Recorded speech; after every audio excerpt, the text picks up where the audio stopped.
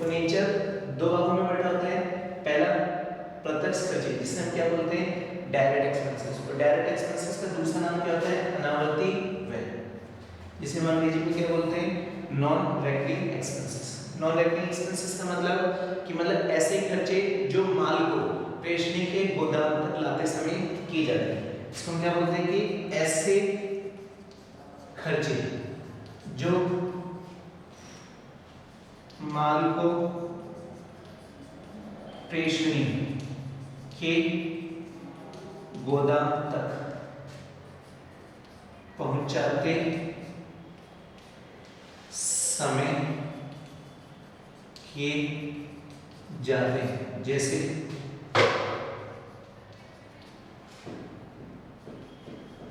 गाड़ी भाड़ा, मजदूरी,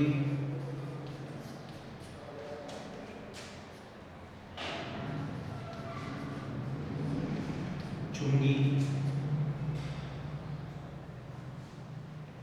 जैसे गाड़ी भाड़ा, मजदूरी, चुंगी हो गई, और रास्ते का बीमा जिसे हम क्या बोलते हैं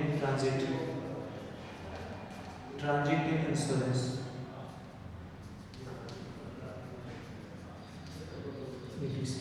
तो ये हमारे कुछ एग्जाम्पल हैं। तो हम बात किसकी कर रहे थे प्रत्यक्ष खर्चे की। प्रत्यक्ष खर्चे का मतलब ऐसे खर्चे जो माल को प्रेषणी के गोदाम तक पहुंचाते समय किए जाते हैं, जिसमें जैसे गाड़ी भाड़ा हो गया। मजदूरी का मतलब होता है जैसे माल को चढ़ा रहे हैं, माल को उतार रहे हैं, तो उस समय जो मजदूरी देते हैं, चुंगी रास्ते में जो हम टोल टैक्स दे रहे हैं, या रास्ते का हम क्या कराते हैं बीमा कराते हैं, या फिर माल को छुड़ाते समय जो खर्चे करें, तो इस तरह के जो खर्चे होते हैं वो कौन से नेचर के होते हैं प्रत्यक्ष नेचर, जिसे हम क्या बोलते हैं नॉन रेकरिंग एक्सपेंसेस या डायरेक्ट एक्सपेंसेस। अब इसमें एक इम्पॉर्टेंट चीज होती है कि यहाँ हम बात कर रहे थे प्रेषक और प्रेषणी। देखो प्रेषक की जो खर्चे होते हैं, प्रेषक के खर्चे जो होते हैं वो हमेशा प्रत्यक्ष नेचर के होते हैं। यहाँ पर बात कर रहे थे प्रेषक के खर्चे, मतलब प्रेषक के जो खर्चे होते हैं वो हमेशा कौन से नेचर के होते हैं प्रत्यक्ष। डायरेक्ट नेचर के होते हैं क्योंकि जो प्रेषक है वो हमेशा माल कंसाइनर के गोदाम तक पहुंचाते समय ही खर्चे करेगा, क्योंकि जैसे कंसाइनर के गोदाम में आ जाएंगे तो सारे खर्चे कौन करेगा कंसाइनर करेगा। इसलिए प्रेषक के जितने भी खर्चे होते हैं वो हमेशा कौन से नेचर के होते हैं डायरेक्ट नेचर के होते हैं।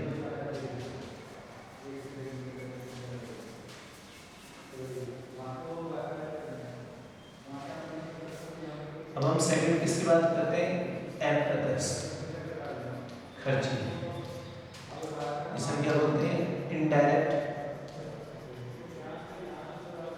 एक्सपेंसेस या फिर आवर्ती व्यय, जिसे हम क्या बोलते हैं रेकरिंग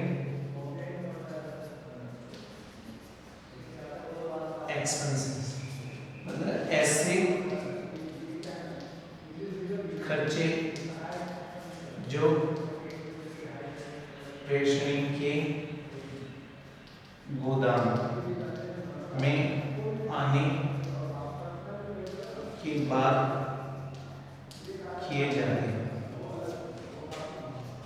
जैसे गोदाम का किराया,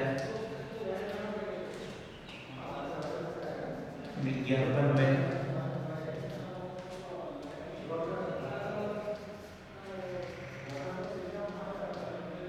विक्रय प्रमोशन,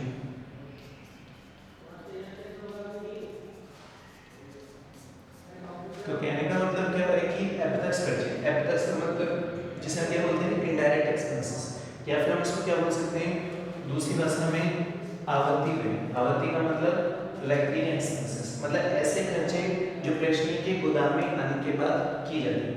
जैसे मान लो कि जैसे ही माल प्रेषणी के गोदाम में आएगा तो गोदाम में आने के बाद कौन सी जगह, जैसे गोदाम का किराया हो गया, विज्ञापन में माल को जब बेचेंगे एडवर्टाइजमेंट करेंगे या कुछ विक्रय करेंगे या फिर विक्रय प्रमोशन के लिए कोई भी खर्चा करते हैं, उसको हम क्या बोलते हैं इनडायरेक्ट एक्सपेंसेस।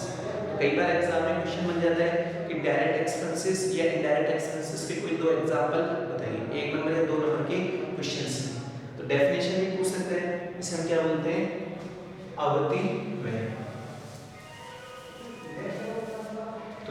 आपको बताया था कि जो ये प्रेषक होता है, तो प्रेषक के केवल प्रत्यक्ष खर्चे होते हैं,